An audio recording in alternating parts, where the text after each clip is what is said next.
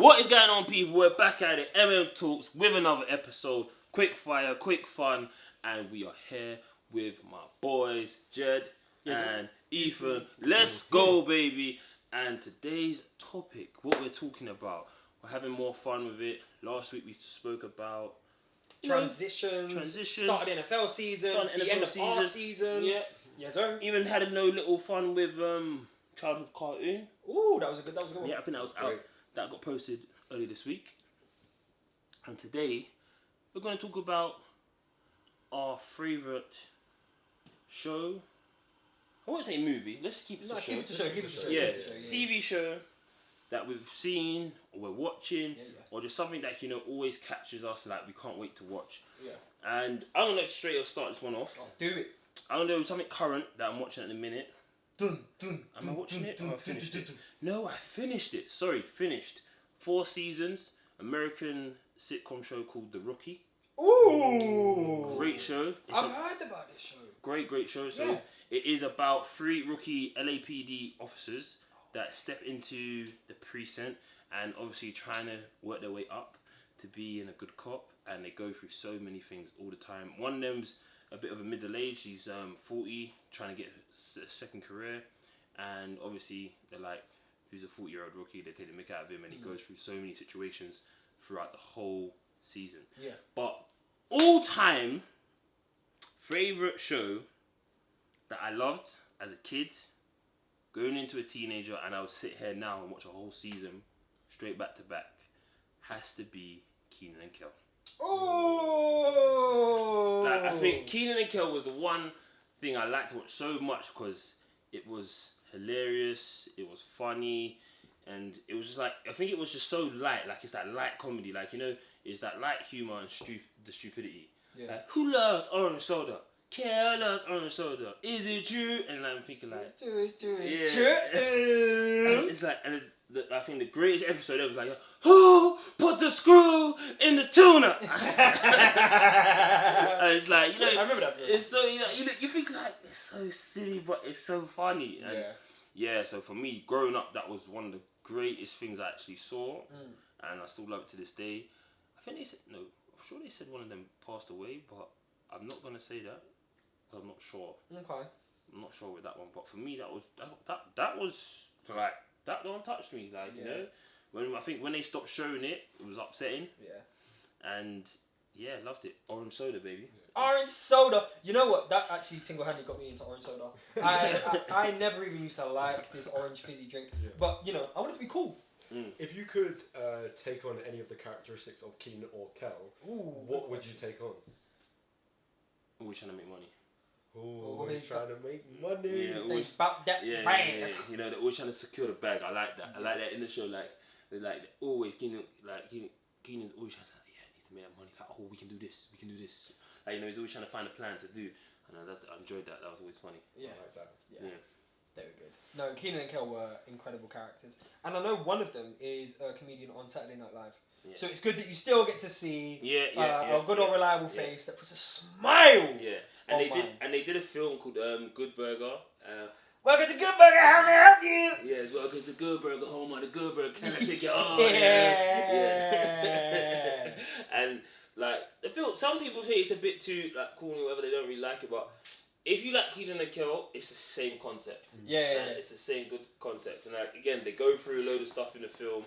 And like it starts off with him saying, welcome to Good Burger, home, and the Good Burger can't take it on. And then they go through it where Good Burger almost blows up, and then next thing you know, at the end of it, it's like, welcome to Good Burger, home, and the Good Burger, and it's like, life's restored. It's that rush of nostalgia, energy. That you feel like you're sitting on the sofa when you're back at home and you're just in your good place. Yeah, that's it. And sometimes like it used to come on late as well. So I used to get to watch it sometimes just before I go to bed. Cause Mum would be trying to put me to bed, say like 7, 8 o'clock or whatever, and it would come on 7:30.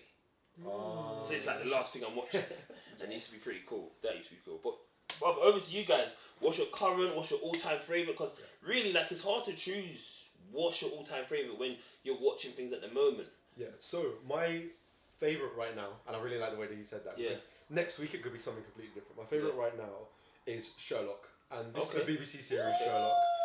Not the Robert Downey Jr. The Benedict Cumberbatch. that man right there. Yeah. Sherlock Holmes is brilliant. It's about being a detective, which is one of the things I wanted to be when I was younger. The stories of Sherlock Holmes, as a kid, at 225 Baker Street.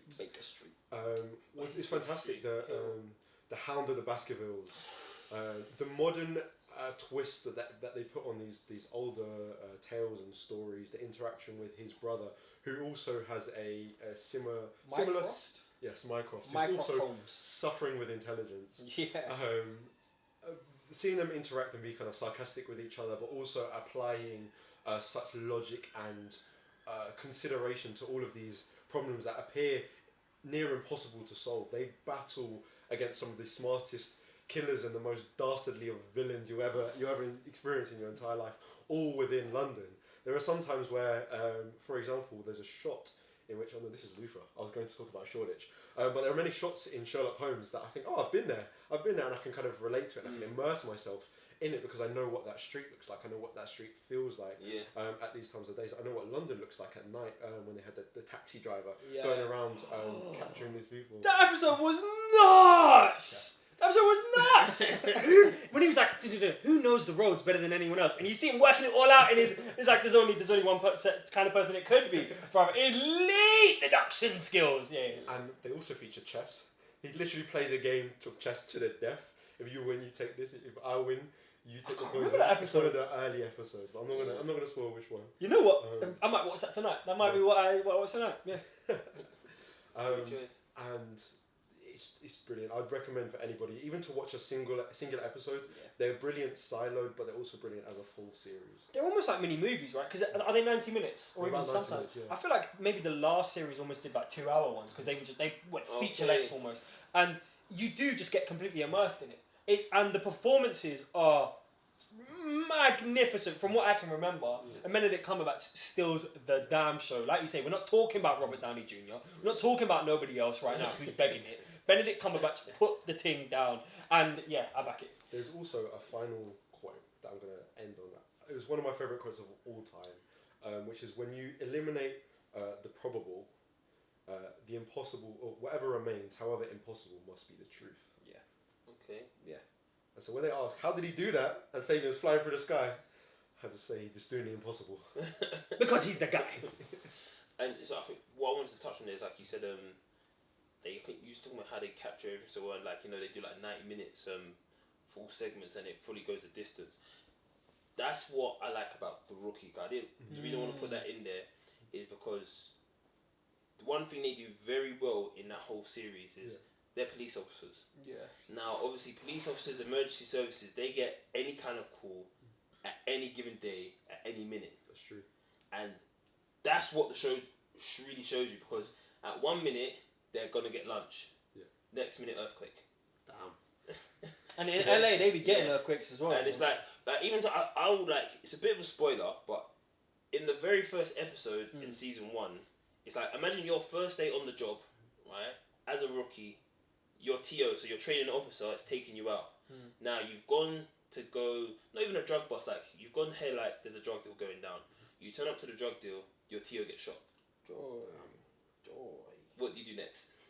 Panic. That sounds like a good advertisement to go and listen to and watch The Rookie. Like literally, like, and that's the very first episode, and I think that's what caught me and said, hold on a minute, and you're in the middle of gunfire, like it's not a case of like, shit, what do I do, like what's next, you got to be like, oh good, I'm a cop right now. Yeah. I got to handle this. You don't have time to respond. Yeah, it's not a case of you got to fit, and that's one thing I didn't actually go on that show so much, because they're real. Like when I say every episode is like that, I told my little cousin to watch it, and he said, "Yeah, I start watching it." And I went through like the first 2 seasons before he started watching it. Yeah. He started watching, goes, "Why didn't I watch it when you told me to watch it?" He said, like, this thing is mad. Like it's always happening. Something's always happening. Like someone's always going through something. I said, "Yeah, because it's actual police. They're trying to show you this is everyday police, what they go through." And that's one thing that's really good. And obviously you talked about it a bit there, Sherlock Holmes, and I just wanted to relay that before Jed steals the show. Steals the show. We are I was about to say quartet, but quartet is 4, right? So a terrific tandem. A terrific tandem. Yeah, I like that. A terrific trio. Yeah, I like that. Yeah. That's not why you always sit in the way. Watch the videos before. It's not true. He's lying. It's not true. The camera always focuses on Jed. I'm not saying what? That's just you set the camera up. If the camera focuses on me, that's your doing. You don't see like the camera's now focused on you. Like it's not focused on You anyone know else. what I would like to focus on? Yeah? The final TV series. Jed, take away. We'll please. handle. He said we're on a schedule. We got things to do. So for me, my favourite show is a news show. It's just come through the woodwork in the past year, right? Okay. And it's a show which one is filmed minutes away from where we have played American football, from where we've learned the sport that we love, right? That's facts. It's filmed at Crystal Palace Football Stadium for some part, right? And that's where the team is based. This is a TV show. It's on Apple TV called Ted Lasso. It is incredible. Have you seen Ted Lasso? I'm not. No, and me and Ethan watch Ted Lasso religiously. Every Friday when it drops, we watch it at lunchtime, which is why I'm angry that I was out today, because it means I haven't been able to watch it. So I'm sorry for holding us up on that. It's okay. I only sat down at lunch and said, "What do I watch now?" Best believe the second this podcast is over, Ted Lasso's going on the TV. And the reason why I love it, the reason why I enjoy it so much, is because it's a bit fun, it's a bit playful, a bit silly, right? It's about this football coach who's come from America, so he's an American football coach, right? Yeah. He's coached Div 2 college, so not even a professional college team, right? Not even a professional American football team, Div 2 college. And he's come and he's coaching this team, Richmond FC, which don't exist. Yeah. But they base Richmond FC in this fake stadium in Richmond, which is actually Crystal Palace. It's in Selhurst Park, right? So this American football coach comes over and he is attacked and belittled by the English media in only ways that the English media know how. And it's about how he doesn't need to know the sport to know people. And I find that incredibly important when it comes to coaching in anything, right? You don't need to know the specifics if you know the person. Yes. And his whole thing is about teaching people to, one, love themselves, to love the team they're in, and to love the process of growing. And one of my favourite quotes, and it just shows how charming the show is. It's very, very cute and warm. It also has its serious moments. But in the first episode, he's being shown around the stadium, right? And there's a moment where the owner is showing him the stadium, and she's like, this was a refuge for people in World War II. Some players and some people who work here say they can still hear the ghosts of the people who were here in World War II. And he went, "Oh, spooky." And she says, "Oh, do you believe in ghosts?" And he said, "I don't think it matters if I believe in the ghosts. I think it is much more important that they believe in themselves." And it was a cute moment, but also it represents something that I love in that he doesn't. For him, it's not about him. Even in a moment like that, it's not about him. It's about everyone else and their self-belief and their self-love. There's another moment which I want to call out because it's a very good show for anecdotes. And there's a guy trying to present something to him. He's like, "I've got this idea. I don't know. I'm not sure. I don't know if you want to hear it." Well, and he's like, "Sorry, can you speak up? I have a hard time hearing people who don't believe in themselves." And so his whole thing is about step into your space, you know, claim your space, claim your power. And even though he does it in a really charming and cooperative way, it brings people together. And so that's why that's my favourite show, because it represents how I think coaching should be. It should be a process where you teach people to really see their own value and their power, and self-belief is at the core of that. So yeah, that's my favourite show. I would like to add to that as well, because I have a personal thing for Ted Lasso. I have my own connection with it. Yeah. In Ted Lasso, above the door to his manager's office, he has put a sign which says "Believe" on it. And the "Believer" is written kind of slightly crookedly, and the sign is not hung up perfectly, but it's hung up well enough for you to see it and for you to get the message. Now, in my room, I have a sign which says "Do it." And because I had this sign, and also seeing it on the show, I felt empowered to really stick by this. If Ted Lasso believes in it, then I need to believe in it too, and I need to just go out and do it. So every single morning I wake up and I'm just saying to myself, "Do it, get out of bed, do it, go to the gym, do it." And that's something that this podcast is all about. So thank you for reminding me of that, Jen. I appreciate that. And you know what, that do it mentality, I want to hold on that, because I got back late today, right? I got back late today. It's been a long day, I think, for all of us, but we got back, and without even thinking about it, we did it. And that's what this process is about, and I think that's how we try, as individuals and as a team, try to embody ourselves, right? And I wanted to, obviously, this whole episode has been about what your favourite show is, what you're watching at the moment. And I wanted to say is that one thing you guys showed me, and I think it's to show other people to look at the inner group, is that sometimes step out of your comfort zone, even in like things that you watch. Because if I didn't sit down with you two, I wouldn't have watched Mr. Invisible, which is amazing anime, if you want to call it that, which was great to watch. Yeah. Someone told me about The Boys before. I never watched The Boys, and The Boys again, great enough, crazy watch again, also to watch. Yeah. And I still don't watch anime, but you guys watch it, and I've seen some stuff you watching like this actually looks mad. Yeah. And So but I just don't We're gonna get Fabian watching anime, you know. Yeah. Before the end of 2021, Fabian is gonna rock I up do there have to and watch the basketball one on Netflix because I actually Coco Heroes basketball. yeah, because I heard it's dope, so I'm gonna watch that one first. Yeah. And what I wanted to touch on that, and I thought a great way to actually come to the end of the episode is, I want you guys to name that one show that I would say, like, you know, most people watch, but you haven't seen.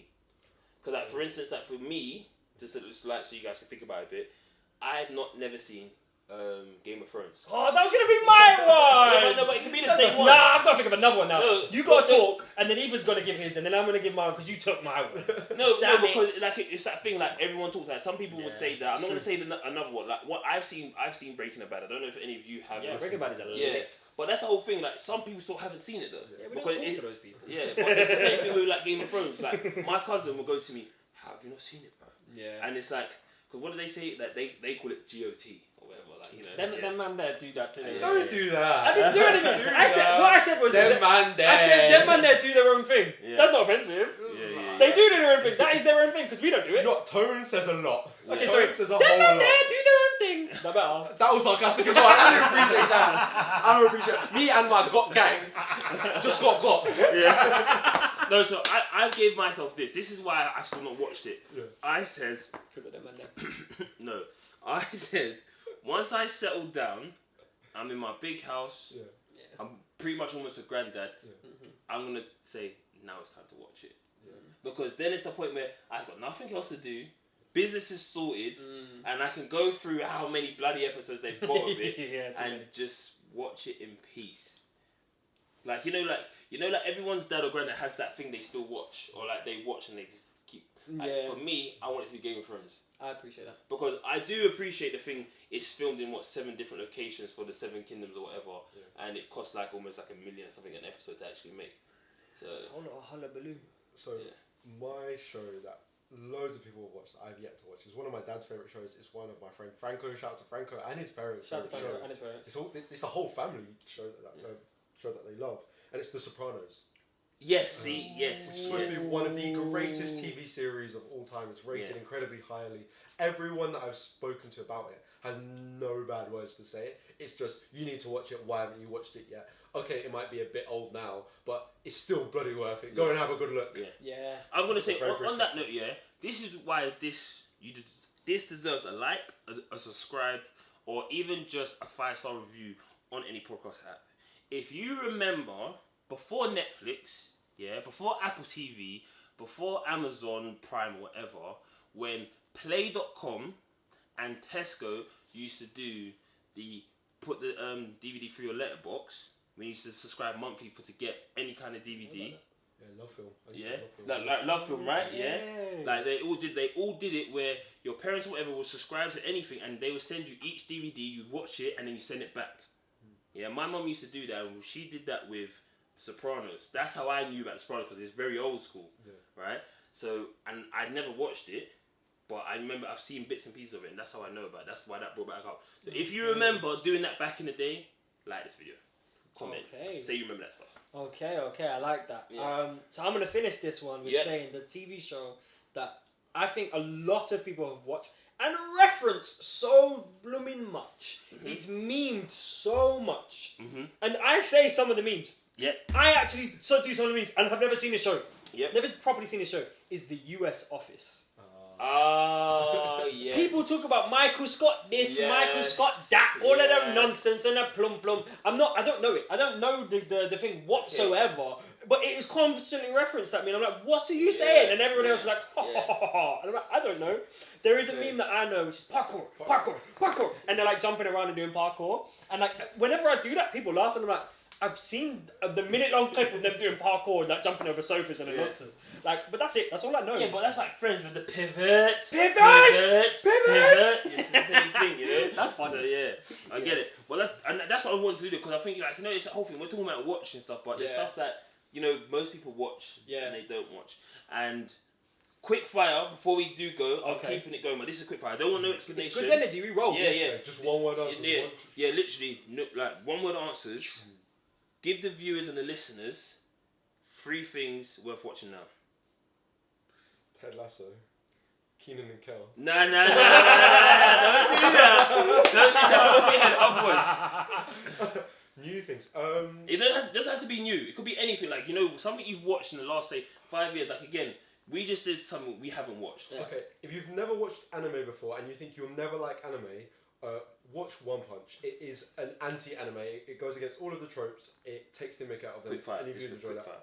I can't go any quicker. I'm going to give people some information. One Punch Man. Okay, cool. No, I'm joking. Yeah. Okay, One Punch. Go on. Oh, damn. See, I was going to say an anime, so I'm going to say Hunter x Hunter. But the thing I'm going to say is Bo Burnham's Inside. It was filmed during lockdown last year. It's incredible. Music, comedy, good times. And this one I hold close to my heart. Ooh. So I'm going to give it to you all. If you haven't seen it, I love how definitely watch it. he's allowed to do an intro. Yeah. He got on to you. Well, you know what? That's And then he was like, I wasn't. Yeah, I'm hold on. gonna give I you. wasn't going to do the intro. I was just going to say we. You did intro it. I don't know, but that's because you both introed. I didn't intro. I said Hunter x Hunter, and there's a Bo Burnham, good music. You comedy. said I wasn't going to say anime. Okay. Oh in my all of this argument, we're long at the thing. Baby, what's the show called? So my show is called Weeds. It's about Nancy Botwin that starts selling weed out of a suburb. Can't remember where it is, but yeah. And thank you very much for listening today. We've spoken about The Rookie. We have spoken about Ted Lasso, and we have spoken about Sherlock Holmes. Go and check it out. Yeah. We'd love to hear your feedback. We hope you have a fantastic day. Check out week, all of what we month, said year. today. Go get it. Peace. Peace.